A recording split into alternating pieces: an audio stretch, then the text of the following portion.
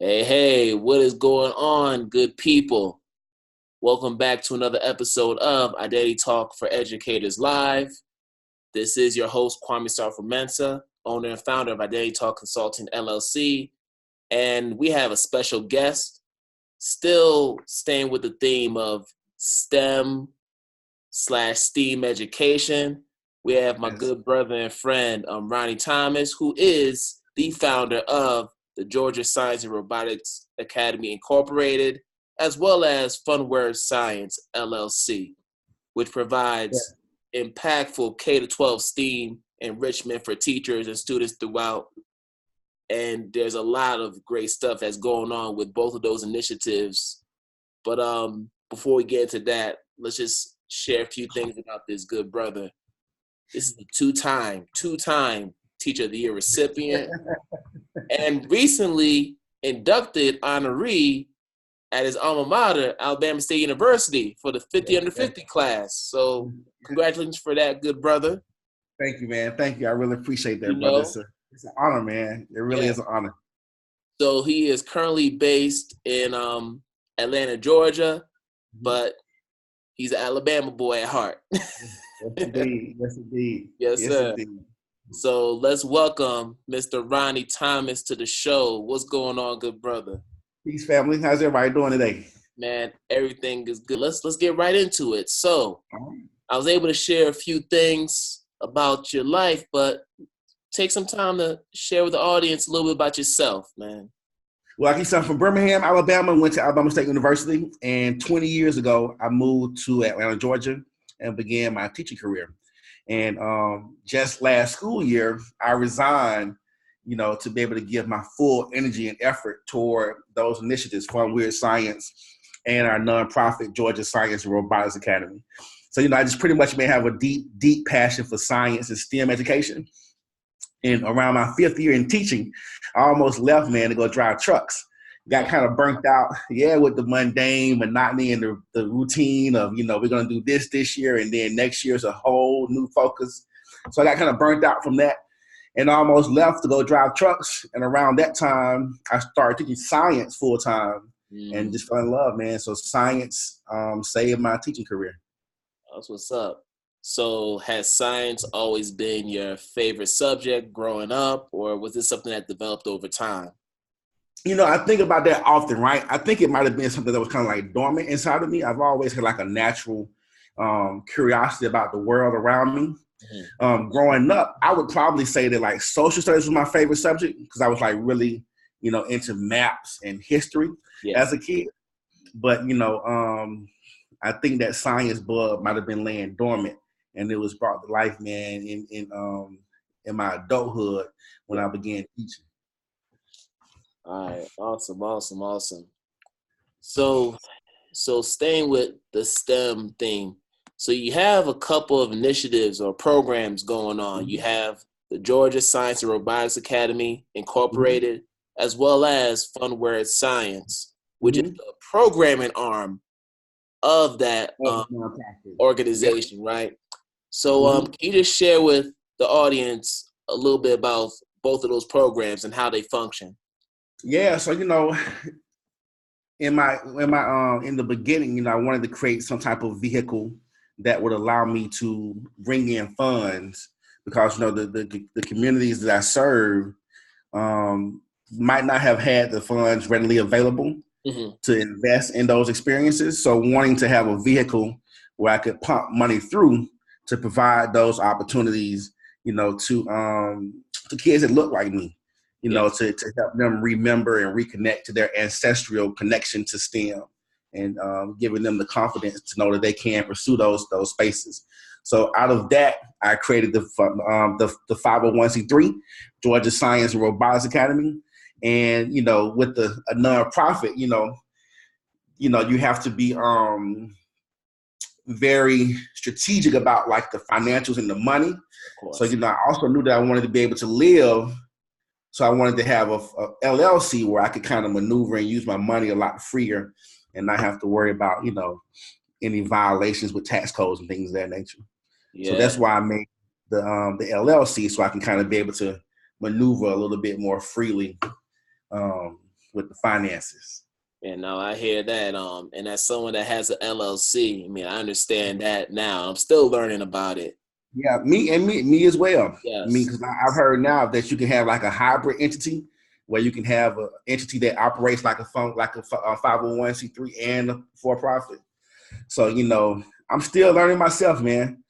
I'm still learning myself because there's so much benefit in using and operating under the 501c3 that I'm trying to find a way to kind of shift the majority of my energy toward that. But in the process, we're traveling the world, man, and sharing that passion for STEM and science education with K-12 educators and students.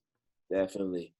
Now, it's just so dope to see a Black man who has his own organization focused on STEM education.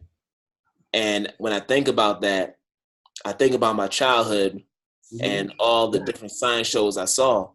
And all the shows that I saw, it didn't look like men. Well, white men. I grew up watching Bill Nye the Science Guy.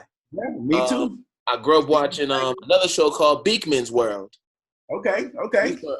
And both of those main hosts were white men. White guys, yeah.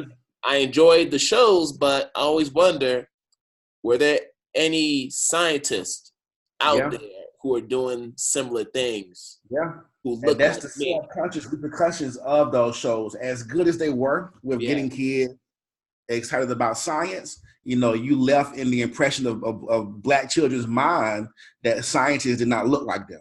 Right. So like that was one of, you know, my first 8 years, man, I taught in the hood in Atlanta off Candler Road. So, you know, I wanted to show kids it's cool to be smart. You know, somewhere along the line, we've gone from building pyramids to, you know, not valuing education. So my goal was to show kids it's really cool to be smart.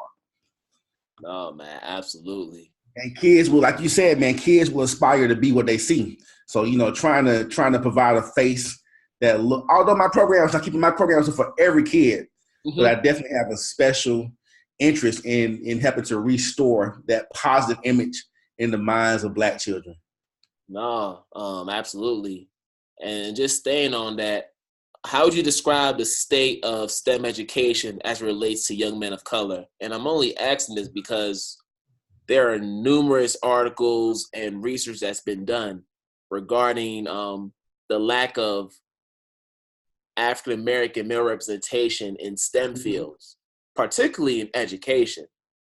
If I'm not mistaken, at Georgia State University, they just started an initiative where they're trying to recruit Black men into teaching, but there's a special focus on STEM education. So they're trying to get more science teachers, more engineering teachers, more math teachers into the schools in Georgia. And this is an initiative that just started as recently as, I want to say October, but there's some information out there. So it's needed, man. You know, what I found in my teaching career, you know, I've had several student teachers that I've had the privilege of kind of mentoring along the way. And the thing that hurt me the most is seeing how in many schools Black males were used as disciplinaries. So they would have the classrooms that had the most behavior problems, and they didn't necessarily receive the support that they needed. So, you know, you had a large number of those Black male teachers reaching that attrition point around 5 years where they got burnt out and kind of just, you know, chose to leave the profession altogether. So we have to make sure that we are, you know, providing that support to male teachers and not overbearing them, especially in those beginning years, because you still have not even built your teacher efficacy up to a point to where you can kind of, you know, have your established momentum as a teacher. You're having to deal with all these different behavior concerns at the same time. So we have to make sure that we are aware of not overbearing male teachers with those type of scenarios. I was fortunate. I've been fortunate, man. I've hit the admin jackpot, I think, in my career. I worked alongside and under some of the greatest administrators during my career. So I'm very fortunate because I know my first My first school, man, was in off Candler Road, man, Kelly Elementary School, and it had all the factors to make one want to leave. You know, it was a highly you know, the kids they didn't stay there long. There was like, it's one of those areas where kids would move in and out a lot. There was low teacher support. You know, at the time there wasn't a bunch of money flowing in from the district, but we had a really good morale inside the building. Our admin, Dr. Linda Woodard, and some other admins, Cleophas Jones. They did a really good job with setting the expectation for the staff, and we made some magical things happen during those years. And from there, I worked in other schools under great leadership, and I think that was the key for But I know I attribute a bunch of my success to my very first school and the nurturing environment that was provided for me to grow. So we have to create those spaces for men, for male teachers especially. If we're trying to attract them and keep them, we have to provide those nurturing spaces for them to be able to grow as educators. Right, and not only nurturing spaces, but spaces where they have real opportunities for career advancement. Yes, that's another thing. That's another reason why a lot of brothers end up leaving the profession, because they've hit the ceiling professionally. They try to get the vice principal positions, the superintendent positions, a lot of those leadership positions within the districts, but when they're not available to them, where else do they go? Yeah. So yes, I definitely agree with that. I think that was a part of my journey as well. I got to a point to where I was had given 20 years. And, I just got to a point like, what's next? So instead of, knocking at the door, I decided to try to create my own pathway to see what that would be like. And I think that's true. That is so true, man. That is so true. So true. Yeah. But that's a growing trend right now. You just have a lot of brothers and sisters and just phenomenal educators who are deciding to provide the content. And that's the beauty of social media now in this advanced era of technology. You have the ability, like what we're doing right now, to disseminate content, the ability to share best practices and knowledge to each other. And we have the control to do that. Yeah. And that's something that has been in excess in recent years. You just have so many people. Like, I go online and I notice all these professionals who are providing short videos, and they have their own organizations, businesses, and initiatives to achieve a common goal, which is to elevate the level of achievement in marginalized communities. And that's something that keeps me inspired personally. I know it does the same for you. Indeed, man, because that's our future. That's an area that has long overdue, has too long been overlooked and ignored, and that's where our greatest minds come from. You have a group of people that originate from the creators of writing and math, and these high levels of astrology, and these kids have no idea from which they come. So, that's one thing that I have taken personally, just trying to help remind students of their ancestral greatness. So with Fun Weird Science, I know you have the live experiments and a lot of cool aesthetically pleasing things going on as you're engaging with students. But my question is, when you're doing these experiments, is there time allocated where you're able to merge some of the history of the science with some of these experiments? Yeah. So during our live demos, yes, we do talk about, some of the historical pieces that kind of relate to those demonstrations. But I'm trying to do more of that. We have a video series that we're working on. and our first episode was about chemistry. So the show layout pretty much goes, my wife, she has a natural body product company called 365 Body Love. Yes. So she comes on, her and our younger daughter, and they make lip balm, right? Showing the chemistry involved in making lip balm. And then I come in and teach like the content about chemistry and, physical changes and chemical changes. I do a few demos, and then we have a career connection where we go and we interview a chemist at Coca-Cola.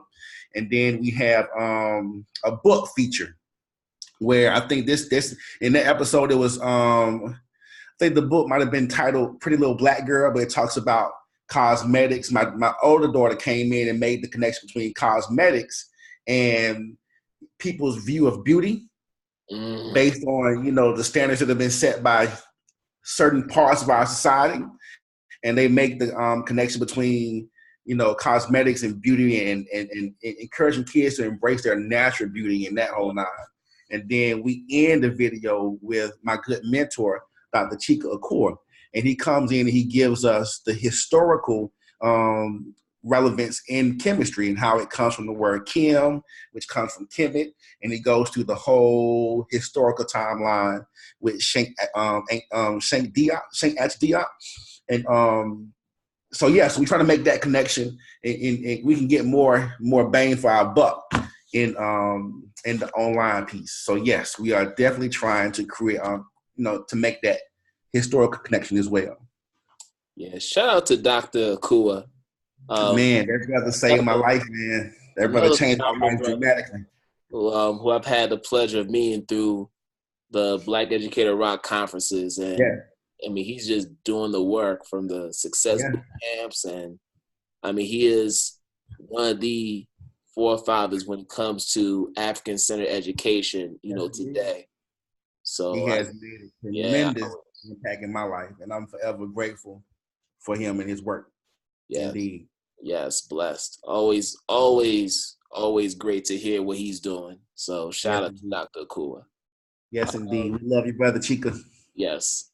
But so it's a family affair. So you have your wife, you have your children involved, and I mean, I'm sure it can't feel like work when you have the family involved. It's just. I'm gonna share a recent occurrence. I hurt my ankle. I tore my Achilles tendon. Yeah. As you know, a few weeks ago, playing basketball, trying to get in shape and that whole nine.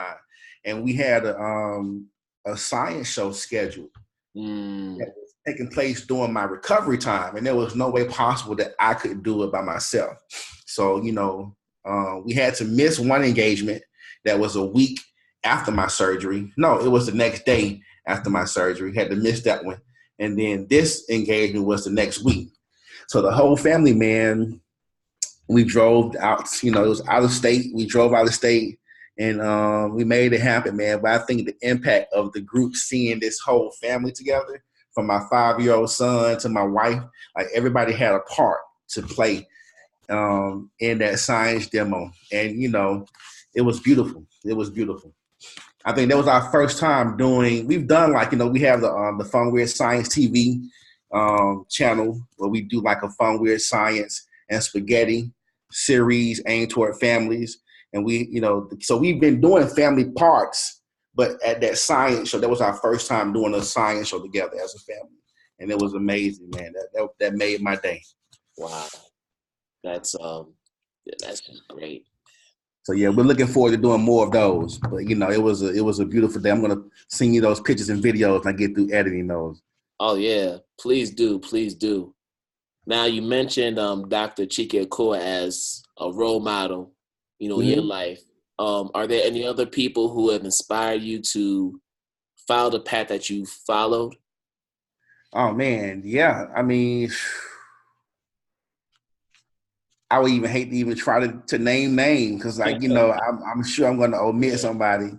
But yeah, there have been a lot of great people along that path. I mentioned Dr. Chika Okoye because he came in my life around a time where I started to question a lot of the things around me as it related to how I fit in this world as a person of African descent.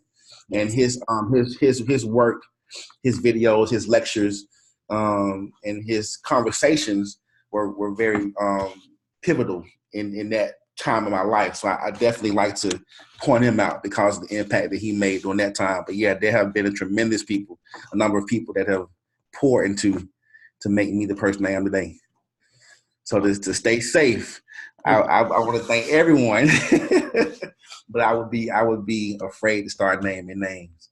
Yes. But man, you have just so much going on. So, as we wind down, I got a few questions as far as any future project or initiatives that are happening. So whether it's with Fun Weird Science or with the Robotics Academy, what's on the horizon? All right, so 2020, we're looking to launch our online course for teachers, showing them ways to make their classrooms more engaging through STEM and through STEAM. Mm-hmm. So we're going to have that class that we're going to be offering throughout the year for educators, but then we're also going to be offering monthly courses, online courses for students also. So we will ship you the materials to your home, and then we'll meet on a platform just like this. Matter of fact, we use Zoom as well as our classroom portal right now. So we meet inside here and we go through the lessons together as a classroom. So we have those two initiatives that we're looking to really, really pour into for the upcoming year. We also have the Fun Weird Borderless Science, where we go to other countries and we engage those communities in STEM and STEAM. So to date, we've done Ghana and we've done Guatemala. So we're looking to, forge connections. We're talking now with entities over in Kenya and in Nigeria. Ooh. So I'm hoping that something can really come out of those conversations to where we can make a move to do something this upcoming year. So those are the three biggest areas with the online classes, trying to create a space where I'm not having to exchange so much time for money. Mm-hmm. And we're going to work toward building archive lessons where people can go through them at their own pace. And that will give me more time to, of course, spend with the family and things of that nature. So the online classes will still be traveling and doing the science shows. I would love to go and do a summer camp in different states. So like, I might do a week here in Atlanta. I may travel to Los Angeles for a week and do a camp, So that's one thing I would like to do in the summertime, to offer like those 1 week exclusive camps in different cities around the country. Man, that's awesome. And so those are the biggest things, man. We have some books, of course, some books that we're working on. Right now, we're developing some curriculum for schools to be able to use, like in their after-school STEM programs or in classrooms, period. We have a school in Alabama and a school in St. Louis that we're going to be piloting this year with our curriculum. So you'll be able to keep an eye out for updates on that to see how that's going as well. Man. And a quick question about the online courses for the students. Mm-hmm. So you said that you're using Zoom as the main platform. Mm-hmm. Will those students have Fun Weird Science kits that they can follow along with you with? Yeah. So we send you the whole curriculum. So we send you a T-shirt, lab coat, goggles, all of the tools you would need and the materials for each lesson. So in the last class that we ran, the kids built a hydroponic garden. We dissected owl pellets. We did a engineering design challenge. And there was a fourth activity that we did that slips my mind.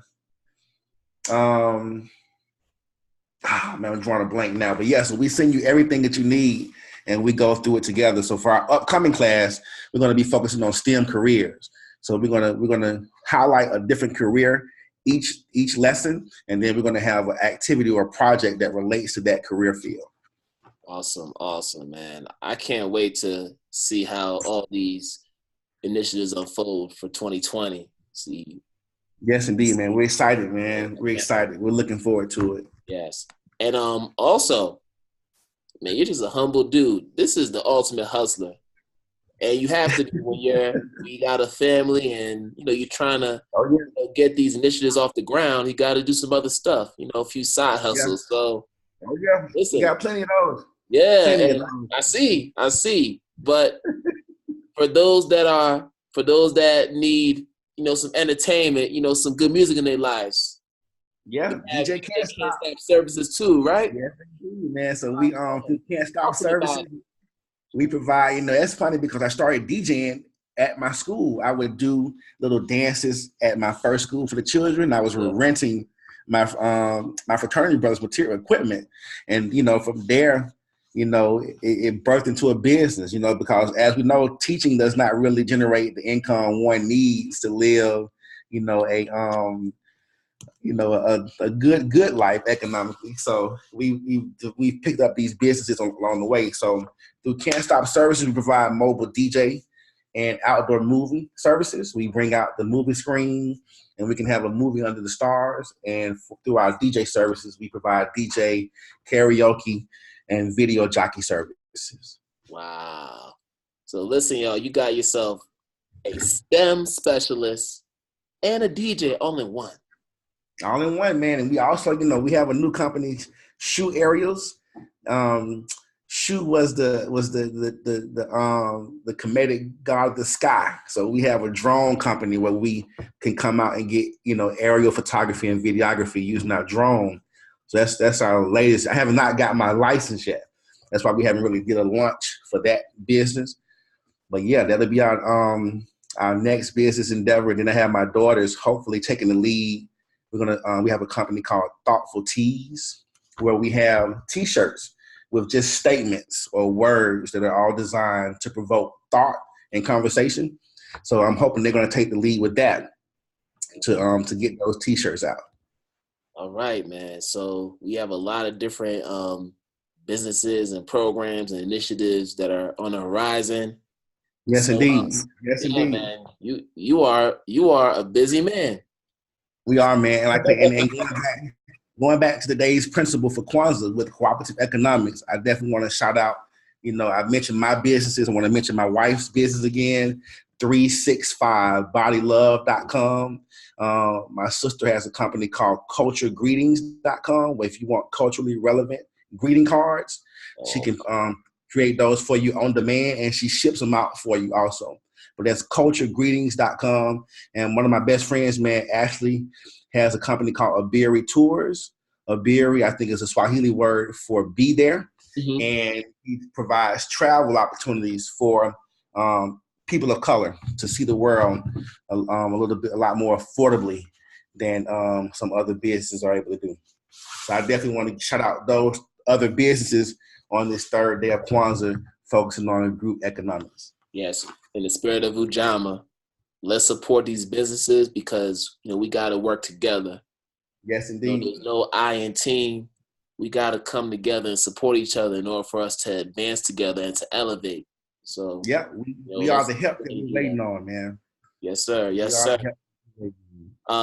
Yes, but before we sign off, once again, can you let people know how to follow you on social media, and please include your websites as well, your wife's websites, family. We're gonna make sure we post that with the promo so we can make sure to get some love.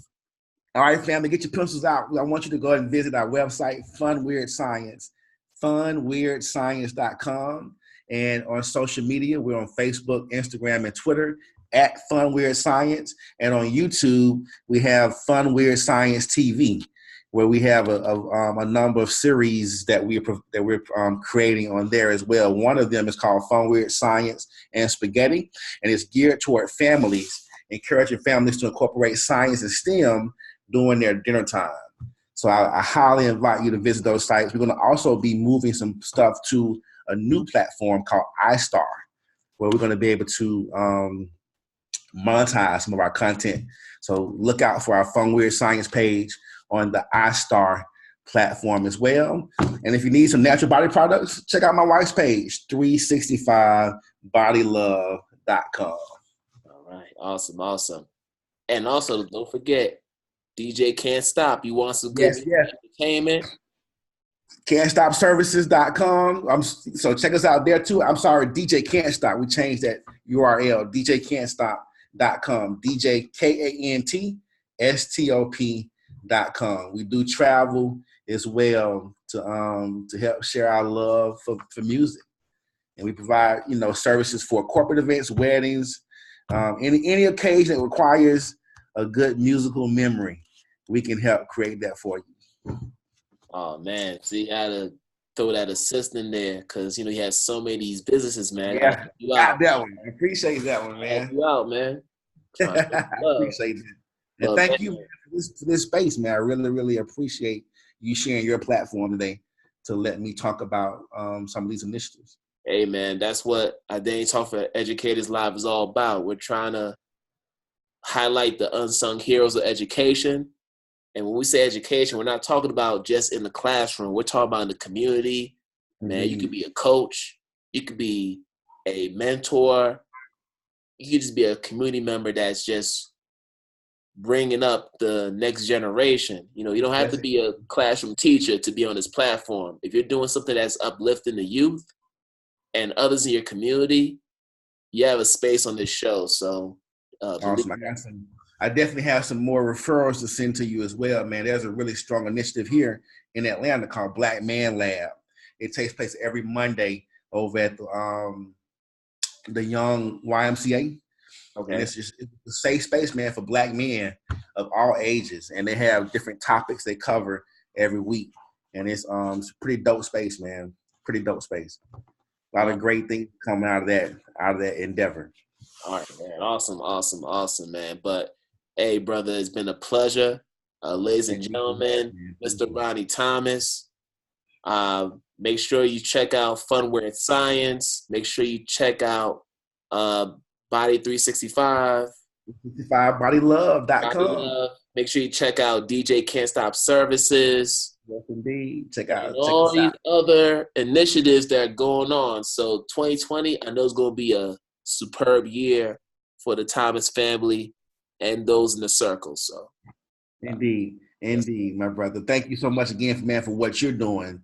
Because this is a much needed. I think for too long we've missed the opportunity to help elevate and support each other. So I think this is a great effort that you started, man. I hope it becomes contagious and more of us start to do these types of things where we're sharing our platforms to help, highlight others. Yes, sir.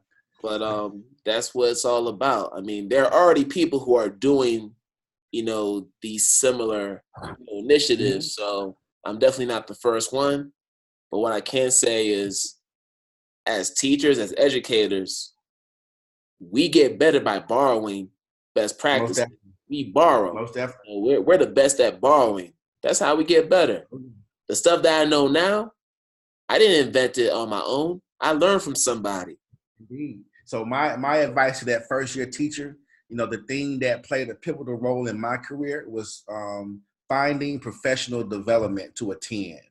If you're in a content specific area, then you want to find relevant PD that you can go and do and during the summertime or during the school year to kind of help increase your teacher efficacy. For me in science, it was a space camp for teachers through Honeywell. It was the Exxon Mobil Teacher Academy. It was the Reduced Gravity Education Flight Program. It was the amateur radio workshops and things of that nature to kind of help. I would go there and get stuff and bring it back to my classroom. The children would go crazy. And then for me, it became a high of trying to recreate that same level of excitement every day in our classroom. So, professional development was the thing that saved my teaching career. Yes, sir. Yes, sir. And man, on that note, man, Ronnie, thank you again for being on the show. Thank you, good brother. Thank you. And on behalf of Ronnie and the entire Thomas clan, yes, indeed. This is the good brother Kwame Sarfo-Mensah signing off. Let's keep inspiring our students. Let's keep inspiring our communities to do better. And on that note, I'll see you later, wherever you are. Good night, good afternoon, good morning, wherever you are in the world. God bless. Peace.